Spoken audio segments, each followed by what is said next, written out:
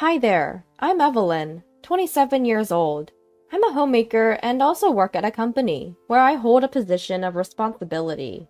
My husband James is the same age as me. Balancing a mama's boy of a husband and a mother-in-law who seems to enjoy picking on me, we've somehow made it to our second year of marriage. Patting myself on the back for staying strong, I've found solace in my job. Thanks to that, I've been climbing the corporate ladder, making unusual strides for a woman in my position. Given my job, I often find myself flitting around Las Vegas for business, and I'm currently right in the thick of a business trip. And right in the middle of an important meeting, it happened. Just as the meeting began, my phone, set on silent, wouldn't stop vibrating.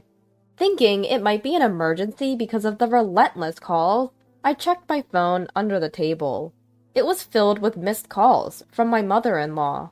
What on earth? I was startled and decided to call her back. Just as I was about to step out and return her call, she called again. When I left my seat and tried to call back, I received another call from mother-in-law.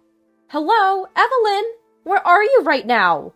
As soon as I pressed the call button, I could hear her agitated voice. "I got a call from the last person I wanted to hear from," I muttered to myself.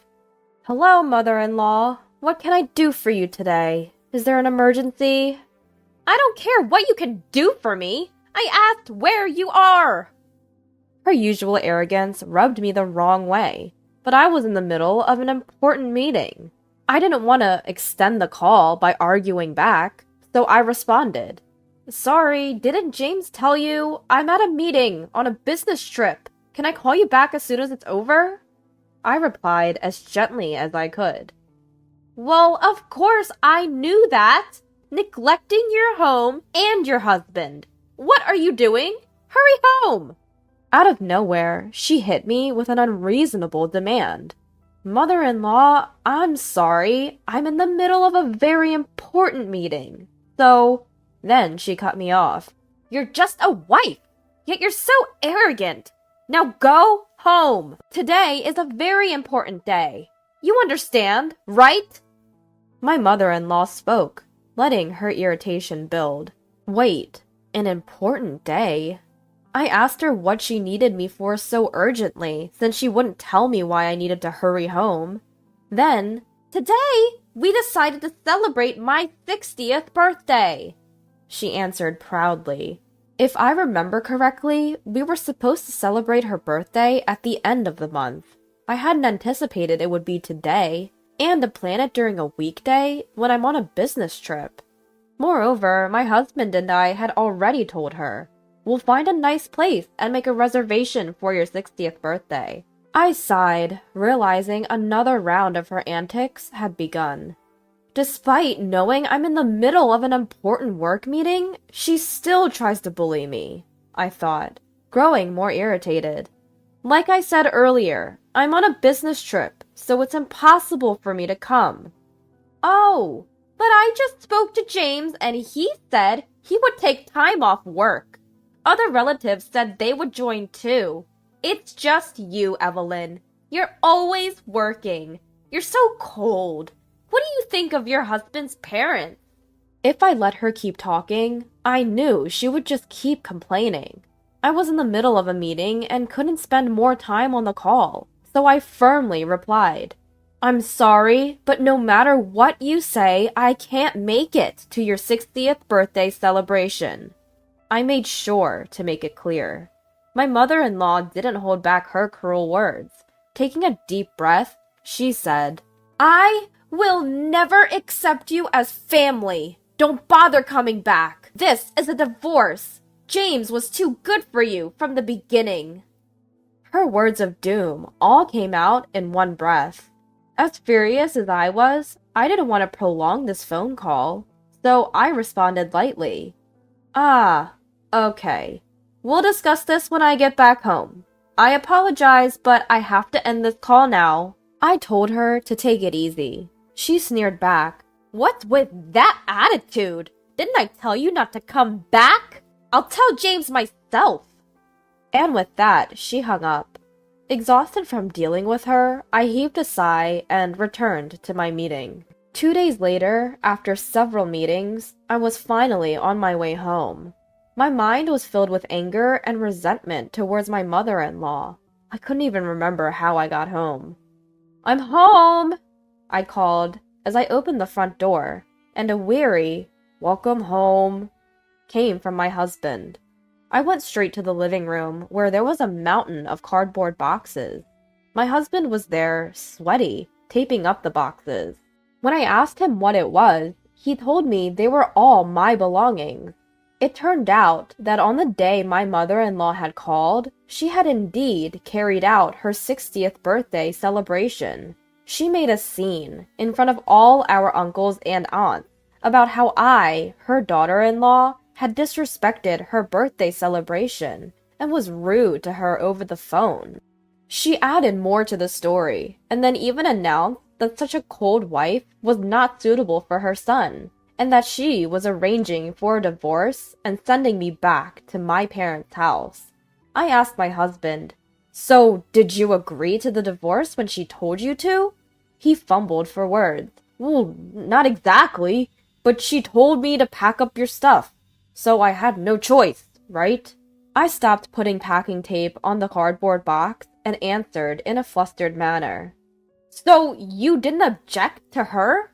You're okay with this?" He admitted that his father had also told him to comply with his mother's demands because it would be trouble for him as well if she got upset. So what does it mean to accept a divorce gracefully? This parent and child. A mother's son, a father who was in control of his mother. It seems that there is no one who thinks to be on his wife's side. While I was speechless, he said, "Mom's word is law. We just need to wait until she calms down. It's fake. This divorce is fake. I'll come to get you once things have settled down." James pleaded with a desperate look in his eyes.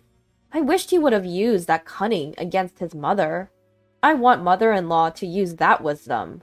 Just how scared of his mom does he have to be this submissive? I thought to myself, this is hopeless. I began to regret marrying this man. But then, I thought, this could be a good opportunity. If I stayed with him, I would probably continue to be bullied by my mother-in-law and threatened with divorce. Maybe it's better to take this chance and leave, without a fuss. And I make enough to support James by myself, you know. Even if I live alone, I won't lack anything. Just like that, I felt my mood lighten. I told James, "Okay, let's do it." After telling him, I called mother-in-law. Before the third ring could finish, mother-in-law answered with the, "Hello? I'm moving out, just as you wished." I calmly relayed the message. Almost like she had been waiting for it, mother-in-law responded with an exultant tone. Go ahead, leave.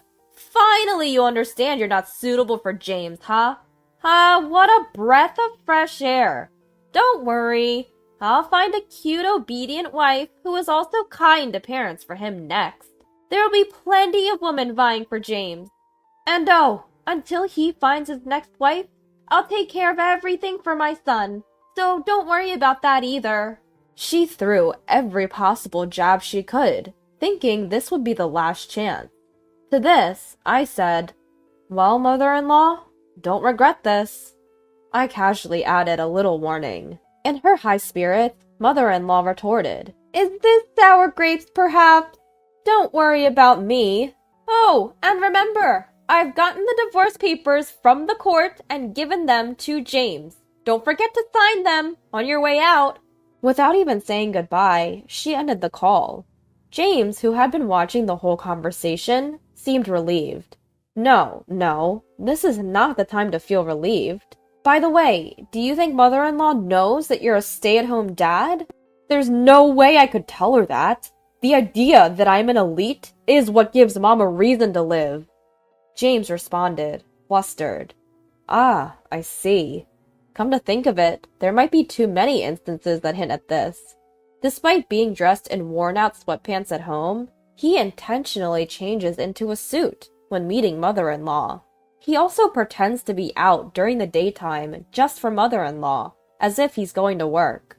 And mother-in-law, at her 60th birthday party, unabashedly bragged about how James is such a kind son to take time off from work to celebrate with her, and that with James's status, he could find a more docile and cute wife than me at any moment. If we got a divorce, these things would inevitably be revealed.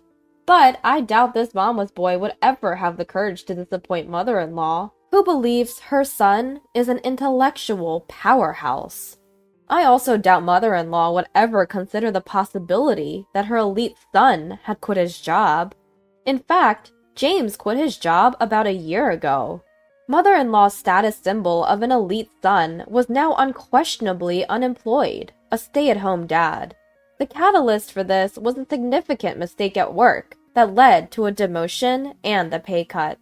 I'm sure he didn't tell mother-in-law about this either. Straying from the path of a successful career had severely shocked him. He was always a mollycoddled mama's boy, so he probably couldn't take a hit. At the time of writing his warning letter, just the thought of going to work caused palpitations and nausea. He couldn't even step out of the house. At first, James would call in sick or apply for paid leave, but eventually he stopped even doing that. His unexcused absences piled up, and he ended up quitting his job. Now it seems like he has no intention of finding a new job and relies on me for support. He's too afraid to tell his mother about this situation because he's worried she'll get angry. I must say, it's a little disappointing that I won't get to see her reaction when she finds out what's been happening. I imagine she'll be absolutely shocked, but that's none of my business anymore. After James handed me the divorce papers, saying, "Remember, this is just a ruse to fool my mom," I promptly filed them in court. I quickly signed a lease for a new apartment and moved out. About a month later, I received a call from James's mom, who I thought I had cut ties with. I sarcastically asked her, "What could you possibly need from me now? Aren't you relieved to be rid of me?" She retorted, "Just the same as always, huh? Just listen to me," and started speaking in her usual condescending tone. The topic? James. After our divorce, his mom had been helping him out with his housework. Every time she went over, James would just be lounging around at home, showing no signs of heading to work. She asked me if I had any idea why he might be acting this way. I had to hold back a laugh as I nonchalantly responded, "Oh, is that so? Well, of course that's the case. That's right. James has no intention of working." Forgetting the way she had treated me, she suddenly pleaded, "Evelyn, could you please do something about this?" Why should I? He's nothing to me now. She had treated me poorly and now only wanted to use me when it was convenient for her. How selfish. She then tried to blame me, suggesting, "Did you say something to hurt James when you left?" Just how far does she intend to villainize me? Can't she see that the problems lie with her and her son? The one who got hurt was me. Oh, really? Didn't you marry James because you could live a luxurious life? What exactly got hurt when you divorced? She thought I had married James for his money? I wish she would stop making such absurd accusations. What? Are you kidding me? During our marriage, I was the one supporting James. I was even helping you out financially. If anything, my lifestyle became less luxurious because of James. I didn't really care before, but should I start demanding compensation? She couldn't believe what I had just said, and rudely responded, "How dare you make up such a lie? Did you just forget to demand your compensation? James has always been earning more, and has a higher position than you. Stop making these ridiculous claims. If you're unhappy and want money, James can pay as much as you want. He is an elite worker at a top-notch company, after all." She came back at me with baseless excuses. Could it be that James still hasn't told her? As much as I dislike the idea of revealing something he's chosen to hide, this might be my chance to see her reaction when she learns about the situation. Thinking it's about time she gets a taste of her own medicine, I told her, "Your beloved son's job is a stay-at-home dad. He quit his job a long time ago." What? You must be joking. As expected, my mother-in-law refused to accept my words. She yelled so loud, I thought my eardrums might burst. I distanced my phone slightly from my ear and suggested, "Why don't you check with his company? It'll clear up whether I'm lying or not." She fell silent for a moment. But, what if that's true? How are we supposed to survive from now on? Our pensions aren't enough to take care of my son. Who would want to marry an unemployed son? What are we going to do? Her tone dropped significantly. It seemed like my words had hit home. I felt a smug smile creeping onto my face. Well, what do you suggest? Mother-in-law fell silent once again. I heard some mumbling in the background. Evelyn, can't you come back home? She suddenly asked. Surprised, I replied, "No, we're already divorced. There's no chance I'm coming back. Whatever happens." Then I heard a voice in the background, sounding disturbed. "Didn't you say you'd come get her when things calmed down?" It appeared to be my ex-husband, James. "That's right! Why don't you remarry our son?" Mother-in-law suggested. What? No way! Stop joking around! Think about it! Seriously! I made sure during our last phone call that I wouldn't regret it. I'm definitely not getting involved with my mother-bound ex-husband and my atrocious mother-in-law ever again. I did exactly what you told me to, mother-in-law. Could you not change your story on me now? But Evelyn, you're not the type to take words at face value.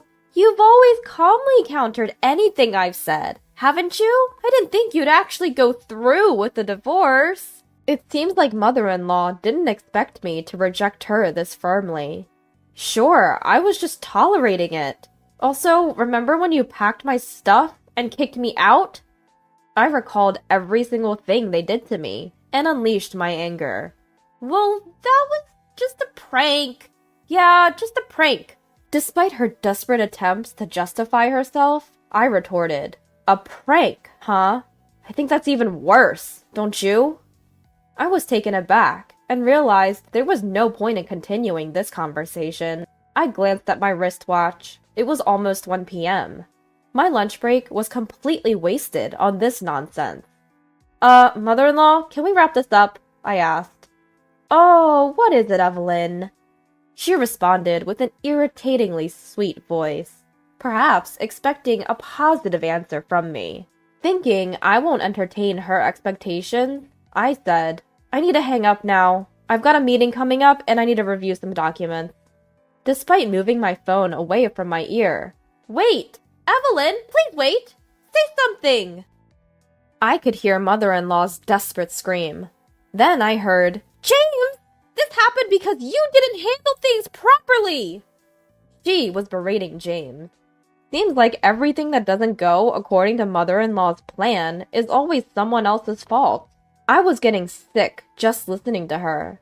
So, without hesitation, I tapped the end call button and blocked all incoming calls from mother-in-law. So, what happened next? Well, I received a message from James. He said, I want to come back. He was persistent, and it seemed like a good opportunity. So, I asked my lawyer to claim divorce compensation. That mother-in-law and father-in-law, it seems they were weak when confronted by a lawyer. They quickly made a lump sum payment.